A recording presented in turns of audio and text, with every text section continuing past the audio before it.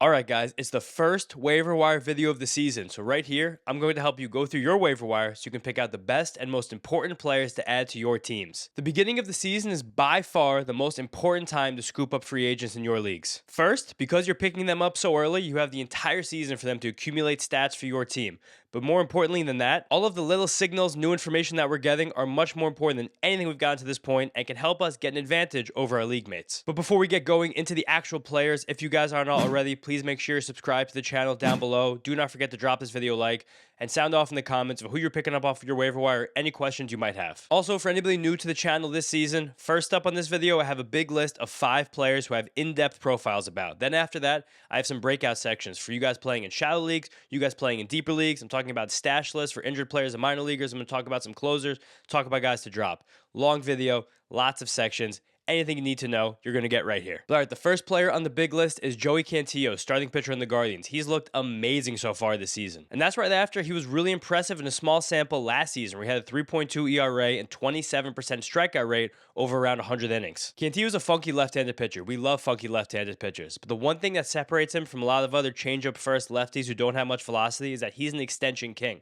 Last year, he had 7.5 feet of extension from the left side. It really helps his fastball again that sits in the low 90s play up further than it should. This year, that extension is down to about 7.25 feet. That's from his 6'4" frame, which is ridiculous. He's right in your face when he releases the ball as a pitcher, and that's the 8th most extension for any left-handed pitcher in the league so far this year, has thrown at least 50 pitches. And again, as a guy that only throws about 92 miles per hour, having that extension, releasing the ball right in front of the batter's face, that really helps that fastball play up, miss bats inside the zone, and gives him the opportunity to climb the ladder with it and attack hitters up. Bigger than that, Cantillo's bread and butter is his changeup. As it must be for any left-handed pitcher in this league, you want to be able to attack right-handed hitters with the changeup.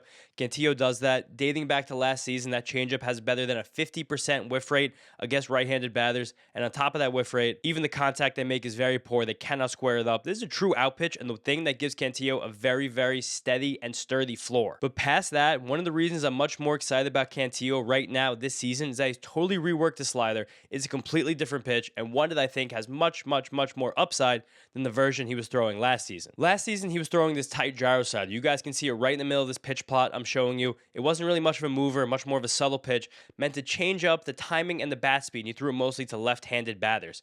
Now, if you see this year, that pitch has about a foot more depth on it. Almost a true death ball shape, something that's diving low and out of the zone. With that, now he's found the comfortability to use that pitch almost the exact same amount as his four-seam fastball against left-handed batters, and much different from last season. Now it's a legitimate part of his repertoire against right-handed batters, working basically evenly as his curveball to go with his changeup and his fastball to get those guys out. That's a huge new wrinkle for him. His stats are really good out of the gate. He's had some easy matchups so far, though. Not the easiest, but pretty easy this time of year when you have such small sample for these starting pitchers. Who someone's pitching against is almost more important than how they're performing. I also want to see Cantillo complete 6 innings, but right now, in that ballpark with a good defense behind him, good team in general, I really like what I'm seeing. I see someone that can kind of easily coast into being a top 40, top 30 pitcher for the rest of the season. Next up, we have the thumbnail of this video, one of my favorite players in the league, Francisco Alvarez, catcher on the Mets. This guy right now is ascending to the superstar level catcher, hitter that we all thought he could be when he was one of the top prospects in baseball. You guys see the stats above. He's been red hot out of the gate, and this is coming off the momentum that he built during the second half of last season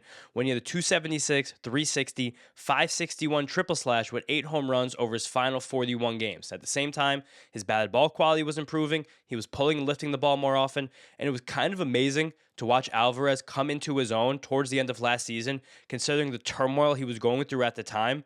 When last spring training began, he broke his hamate bone and was out for a few weeks to start the season. Then he came back and he was a disaster. He couldn't hit. He was swinging and missing too often. It looked like he was trying to go the opposite way, which I don't understand when you have the gargantuan power that Alvarez does. He was also a mess defensively. It got so bad that the Mets actually sent him to AAA for about a month during the summer. Then when he came back in late July, he was on fire. You guys heard those stats I just said. Literally one of the best hitters in baseball statistically by WRC Plus from the time he returned. But again, even after he returned, he tore a ligament in his thumb sliding batting into second base against the Mariners. Then when he was on a rehab assignment for that thumb injury, he broke a pinky on his other hand. So he was that hot at the plate when he had two bum hands the entire time. Like, I really just can't believe how high the ceiling is for this player when he was able to be that good with this many things going the wrong way. Now he's come to this season, he's improved once again. He's showing the best bat to ball ability of his entire career right now, running by far the highest in-zone contact rate he's ever shown over a full season. He's also being a little bit more careful with swing decisions in a small sample. Alvarez has always had great swing decisions. He's very aggressive in the zone. He's very passive out of it. His pitch recognition is bar none. But it feels like right now he's trying to take that to the next level and be even more selective inside the zone. Right at the same time, again, his bat to ball ability is better. He's swinging missing less often. I think the sky's the limit. He was more of a fringy catcher in 10 or 12 team leagues. I think right now you're seeing a guy who could easily wind up as a top 5 catcher by the time the season's over. Now it's Marlins time. We're starting out with a former Marlin right now, Ryan Weathers, who's the starting pitcher on the Yankees. Weathers was a huge feature of this video last year. In general, I love left-handed pitchers. I especially love left-handed pitchers like Ryan Weathers, who sit in the upper 90s with explosive fastballs. But inconsistency and tons of injuries have continued to knock him down over the course of his career. But he's come out of the gate really good again. He's coming off a great start on Thursday against the Athletics, where he went 8 innings, only allowed 1 run, didn't walk a batter, scattered 7 hits, and struck out 8 batters, where at the same time, he forced at least 3 swings and misses with each of his four-seam fastball, changeup, and sweeper. Past all that, we're seeing some big changes with Weathers very early into his tenure as a Yankee. They've dropped his arm angle a tad, so it's more similar to where it was in 2024 compared to 2025. That has 2 impacts to me. One, I feel like that's the Yankees making a move, trying to keep Weathers healthy. Again, he's had tons of injury issues in his past, lat, elbow, everything. Dropping that arm angle down will take pressure off of both of those spots. But the other thing, dropping his arm angle has changed his stuff a good bit in a way that I'm kind of excited about, especially now that he's found some consistency with a sinker for the first time in his career. Through a handful of starts this season, that's his most thrown pitch against left-handed batters, where in the past it was a bit of an afterthought in total. And that's, I think, because by far the sinker is his most consistently thrown pitch in the strike zone. Weathers has had some relative inconsistencies with staying in the zone in his career. There's an adjustment we saw from Edward Cabrera last year when he was with the Marlins. Again, Weathers a former Marlin, no tie there, but just having a pitch that you can throw in the zone when all of your other stuff is this nasty, because that sinker isn't really great. It gets hit pretty hard, but just being in the zone, getting strike one is a huge deal. On top of that, some real pitching nerd stuff. That sinker, his four-seam fastball, and his changeup all have an incredibly similar spin axis. When all 3 of these pitches are spinning the exact same way, and he's throwing them as often as he has, one after the other, it's very tough for batters to pick them up and differentiate which one's coming at them. At the same time, with that arm angle adjustment, it has taken some ride, some lift off his fastball. It's also taken some velocity off it as well. But I do think he's made a couple very cold weather starts to begin this season. That could just be a weather thing. Maybe those come back naturally. I'm not really sure. There's a bit of a new guy right now, but that fastball is still plus plus. It's still in the 90th percentile velocity for left-handed starting pitchers. The changeup is great. The sweeper's good. I like what's happening with the new sinker. I'm very, very interested in Ryan Weathers. In terms of ceiling, this guy still has everything in front of him. All right, 2 more guys in the big list, and they're both Marlins. First, my guy, outfielder Owen Casey. If you guys were watching this channel through the spring, I hope you found a way to sneak Casey on your bench, and this guy's come out of the gate so hot to reward me, reward you. Just working out great so far. I mean, these early season numbers you guys see above my head right now, those will make your eyes pop out of their sockets. Like, you don't see stuff like that from a rookie this early in their career. And the biggest thing about Casey that I harped on then, that I'm going to harp on now, is he hits the absolute living crap out of the ball. He has a 30% barrel rate so far in the young season with about 20 batted ball events heading into Friday. I don't care how small of a sample that is. Again, it's not indicative of what's going to happen in the future. That is completely nutty. He's also already had 3 batted balls hit harder than 111 miles per hour. He had a huge walk-off home run during the first weekend of the season in a game that he didn't even start. And Friday night in that opening series for the Marlins opening day, I actually believe, if I remember correctly right now, he got a spot start against a left-handed pitcher, a bit of a problem spot for him. I'll talk about that in a second. And he roped a double in the gap with 2 strikes. Just so many little things we're seeing with Casey. We're seeing the confidence be built. We're seeing how nutty that raw power truly is. We're seeing why I thought his potential was so high heading into the season. But again, the only problem with him, specifically for us in fantasy leagues, is he's not starting against left-handed pitching. The only reason he got that one start against the lefty was because Christopher Morel was scratched last minute, so they threw Casey in there. Again, got a hit off them, showed he can do it, but the Marlins have built their roster in a way to shield him against left-handed pitchers. Austin Slater has started every game against left-handed pitcher in right field so far for them, and they've rotated DH against lefties as well. At this juncture, and I feel like that probably will continue, Casey just will not start against left-handed pitchers, and that probably takes him out of all 10-team weekly-based lineup leagues. If it's a daily lineup lock league, I still want Casey. 12-team leagues, I still want Casey. But 10-team, 3 or 4 outfielder league, I'm struggling to put him in there just because of that platoon. Also, just keep an eye on the swing and miss. It's still a relative concern. That strikeout rate is still hovering around 30%. The swing and miss rate is high. I know last year it trended down through the minor leagues. It's not really untenable right now, especially considering his raw power, but keep an eye on that because if he gets that in check or if he starts getting starts against lefties, he crushes the ball to such a degree where he could be considered a top 30 outfielder if those things come a little bit more into check. Last up on the big list, the last Marlin, Otto Lopez. I love this dude. I dubbed him as this year's Geraldo Perdomo coming into the season, kind of in a tongue-in-cheek way, but he's actually showing the small things right now, early on, small sample size stuff, that makes me think he could actually pull something like that off. Like the stat line you see above my head is one thing, but we're seeing true raw power gains in Otto Lopez. That was the kind of whole point of my hypothesis, where if there's any raw power gains, this guy has an incredible ceiling, and we're actually seeing that. His bat speed is suddenly up about a half tick while he's maintained his very, very short, compact swing, where now at this point, he's actually swinging a bat that's faster than the league average. That's a huge deal for him with his kind of play discipline, his kind of bat-to-ball ability. Also, when you take a quick peek at his bat speed distributions, we're seeing kind of what I think is a new genuine A-swing, a new spot where Otto Lopez is actually mentally making the decision to really take a war hack at the ball. On top of that, he's had the new max exit velocity, the 112.8 miles per hour. That's way harder than any ball he's ever hit in his career. But I do want to say, just from a statistical standpoint, his next hardest hit ball this year is only about 106 miles per hour. So I do want to see the sample rise to see how we squeeze more batted balls into that mix. But we're on an upward power trajectory for a few years now with Otto Lopez. On top of that, it seems like there is an approach change to get to more power again. I mentioned that A swing in the swing speed distribution. He's also making contact with the ball about 3 inches further out in front of the plate on average compared to each of the last 2 years. This seems like a guy who's going out and getting the ball, trying to do damage, which is huge because, again, the bat to ball is great. The plate discipline's great. Very small sample, but Otto Lopez looks like he can be a contributor in basically all leagues at the second base position at this moment. Now, that's the end of the big list, but like I told you guys at the top, there's going to be some breakout sections now to help you guys based on the specific leagues that you're in. Next up right here is for you guys that play in shallow leagues. These are players that are not rostered enough. I'm using ESPN rostership for this. Sal Stewart, 80% rostered. Like, again, I'm never really going to grab a guy in this that's under 80% rostered, but Sal Stewart looks like a bona fide all-star right now. He's incredible. Same with Wilyer Bray, who's 70% rostered. Not being platooned against left-handed pitchers anymore. These two guys should be rostered about 90% of places. I can't really find the league context or league size where they're not valuable players. Then Jordan Walker and Luis Robert, 57%. If I did the waiver wire video last weekend, Walker would have been the headline, the front page, the thumbnail, everything. This guy's taking a genuine step forward. The power's real. The swing decisions are better. The bat path is different. Again, I'm looking at the guy who I want to get 35 home runs this season. Same with Luis Robert. New plate discipline with the Mets. Just looks like he's going to return to his old form, be like a 30 homer, 20 steal guy, truthfully, if he stays healthy. Then a crew of exciting pitchers. Taj Bradley at 50%, Jack Leiter 43%, Parker Messick at 28%, and Connolly Early at 25%. Bradley has the biggest name, funny enough, even after the struggles of the last few years. He's looked electric out of the gate. Same with Jack Leiter, just throwing more strikes, big-time velocity, challenging hitters with fastballs in the zone. Parker Messick and Connolly Early, crafty lefties, fun guys, guaranteed rotation spots. I want them in basically every single 12-team league.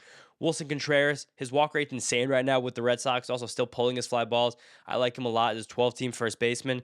Braxton Ashcraft, if you guys were here during the spring, get this guy on your team. No reason he should be 16% rostered in ESPN leagues. Even a shallow 12-team league, I want Braxton Ashcraft on my bench, no doubt about it. And lastly, Jeffrey Springs, coming off a gem against the Yankees.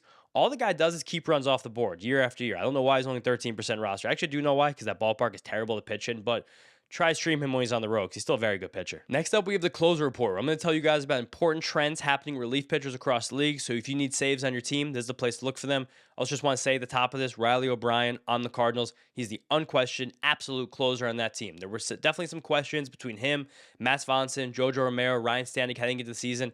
It's O'Brien. It's not even close. I think right now he's like a fringy top 15 closer in baseball. A couple guys who are now taking their closer jobs too, I want to mention Jacob Junis on the Rangers and Brian Baker on the Rays. Griffin Jack's come out of the gate, not pitching well again. Baker's gotten some save chances.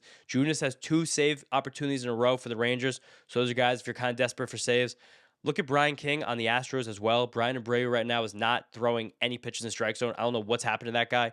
Brian King hasn't pitched well either, but he's next in line. Next up, we have the stash list, where I'm going to talk about guys either in the upper minor leagues or who are still in the injured list you guys should be keeping an eye on to possibly add to your teams, get ahead of the rest of your league. And I want to start out with a trio of AAA pitchers: Christian Scott, Didier Fuentes, and Jackson Wiggins. Actually, now as I'm recording this, I'm seeing that Jackson Wiggins is injured, so now we're only going to really focus on Scott and Fuentes. Scott specifically, I think, is the next man up for the Mets, who could wind up needing a starting pitcher. Clay Holmes, I'm watching right now, just left his start on Friday with an injury. David Peterson has not been good at the back of the rotation. Sean Manaea has been terrible in relief, and he's the guy who's kind of considered the next alternate. Christian Scott's throwing a new splitter right now. It's going to be a weapon for him against left-handed batters. His fastball is electric in the zone. He's a strike thrower. He's got two distinct slider shapes. Both are really nice. I see Christian Scott as being a difference maker once he gets a call, and it could happen by May, truthfully. Same with Fuentes. Right now, Fuentes looks like, I don't want to say it's too loud. I don't want to say it's too loud. Shh. Kind of looks like a Spencer Strider clone in the Brave system. But again, not saying that too loud. The fastball's electric, slider's nice, changeup's nice. I think Didier Fuentes just has enough right now, and that Braves rotation is almost said a bad word, is a complete disaster. But keeping an eye on both of these guys to contribute at some point. Probably more so deeper 12-team leagues, though. Then a bunch of bats who might get the call at some point soon. We got Colt Emerson, we got Max Clark, we got Walker Jenkins, we got Travis Bazzana, we got Bryce Eldridge. I think Emerson and Clark are next in line. Clark has opened up the season nice in AAA, and Parker Meadows is dealing with some gruesome injuries, so he might get the call soon. Emerson also has signed an extension, so there's really no reason for the Mariners keeping the minor leagues much longer at all. Service time does not matter with him. If they think he's ready, they will call him up. Then keep an eye on some guys returning from injuries. Trey Savage at some point soon. Also, Anthony Volpe. This is the kind of time when a guy like Volpe actually takes a step forward. No one's paying attention to him. Everyone's either written him off, so keep an eye on that. He's still going to be a good power speed option. And then someone like Justin Steele, who's returning from a huge injury. He's going to start throwing soon. The Cubs need starting pitcher support. And then look out for what's going to happen in the back of the Astros rotation. That team's a mess right now. Spencer Arrigay just had a nice start in AAA. I think he's getting a start for them this weekend, so keep an eye on that, depending when this video comes out. Deeper league stashes right there, but stashes nonetheless. Now, speaking of deep leagues, here's the deep league ads right here coming at you. Starting off with a bunch of hitters that I do think are fringy 12-team viable, but explain why maybe some of them are not in the second, in Colt Keith, Cole Young, and Mark Vientos. Vientos just isn't really playing every day, and he's still not lifting the ball. I like Vientos a lot. I'm throwing him on some benches right now because we saw what we could do a few years ago, but still kind of wading into those waters slowly. Colt Keith is kind of the same thing I was talking about Owen Casey back at the top. He's shown some great improvements this year. He probably gets onto a big list over the next 2 weeks if he keeps this up. Bat speed's way up, raw power's way up, but he sits against every lefty. So it's very hard in weekly lineup set leagues to really ever use him because you know he's going to miss a game or two a week. And then Cole Young, doing a lot of good things right now. Liked him heading to season. Just want to see a little bit more. But second base is weak. Want to see a little bit more. Then we have some Rockies, Troy Johnston, TJ Rumfeld. Just two guys who don't have a lot of raw power, but are getting a lot of good results right now just being on that Rockies team. I'm fine to stream them at home in a deep league, but not expecting much more. I like Jose Fernandez on the Diamondbacks. He's a rookie. Great batted ball data. Decent swing decisions. Has never been productive in the minors, but always had really good underlying stuff, so I'm keeping an eye on him. Then we have a crew of pitchers right here. Randy Vasquez, Mick Abel, Jansen Junk. Anyone from this list is going to make it onto the big list over the next few weeks. All of them are showing good things, but I just want to see a little bit more from each of them before I really give them that nod and really go into a deep player profile about them. Then we have some guys who can help you if you guys need stolen bases in your leagues. Nasim Nunez, Luis Angel Acuna, Garrett Mitchell. Again, I don't know what any of those guys are going to do with the bat. I think Mitchell is my favorite one, even just as a hitter. The swing and miss is the most concerning out of all these three, but three good stolen base targets right there. If you play in a very deep league, you just need boring production. Josh Bell, Andrew Benintendi. Not getting any oohs and ahs, not sexy names right there, but those guys are playing every day. They can help you. Juan Brito was just called up by the Guardians, contact-oriented middle infielder. Depending on which website you play on, Juan Brito might be getting a lot of different multi-position eligibility. Then we also have David Hamilton. He should have been up there with the stolen base guys, but second, third eligible in most leagues, playing most days for the Brewers, stealing bags. Cubs rotation, I said before, is in shambles right now. Colin Ray and Javier Assad are both going to be getting regular starts. Two good command artisans. I probably like Ray a little bit more. I especially like them when they're playing against NL Central opponents. And then lastly, two younger guys. Brady House, looking much improved right now for the Nationals in everyday role. And Anthony Kay, back from Japan, Korea. I don't know if it was KBO or MPB. I can't remember. But showing refined approach, refined command, changeup and fastball, showing good stuff. Like him, really keeping an eye on him. Deepest of leagues. Now, giving you guys a lot of players to add, so I have to give you some to drop as well. One easy one, it's a sad one. Cade Horton, out for the year. Absolute gut punch right there. I love Cade Horton, but it's a sad thing to see. Also, Jack Flaherty, TDS for the ones that know. Get that guy out of here. Joey Weimer, the first week of the season was super fun. He's come back to earth now. He's not starting against lefties, so I'm holding on to him in deep leagues, daily leagues, but weekly leagues, 10-team, 12-team leagues, no shot about that. Also, Ernie Clement. I don't know if people got too excited about Ernie Clement after last season. He's kind of a slappy singles hitter. There's no real fantasy viability with him. Low key, I'm kind of worried about Jacob Wilson. It looks like he's made an adjustment that hasn't come because people are like, oh, Jacob Wilson wants to increase his bat speed, find more power. Not happening at all, but he's also swinging and missing more often. He looks terrible, and there's just so many good shortstops in the league. Similarly, Carson Benj, I didn't really love his fantasy game anyway, at least at this juncture of his career as a young rookie, but he looks overmatched and overpowered at the plate right now. I think he's still going to be a good real-life baseball player, but right now in fantasy, there's no way I can justify having him on a roster. Noelvi Marte is trending deeply in the wrong direction right now as well. He's losing playing time. He looks lost at the plate. Just can't bring any consistency together. This drop list is also very weak, though. This is probably one of the hardest things to figure out early in the season is if you're going to drop a player to pick up one of these new pop-up stars. I'm going to have a video coming out this week. It's going to be my panic meter, where I'm going to run through tons of players, like probably 20, 25 players, give them 30 seconds each, and kind of say how much you guys should be panicking about them. But that's it. First waiver wire video done.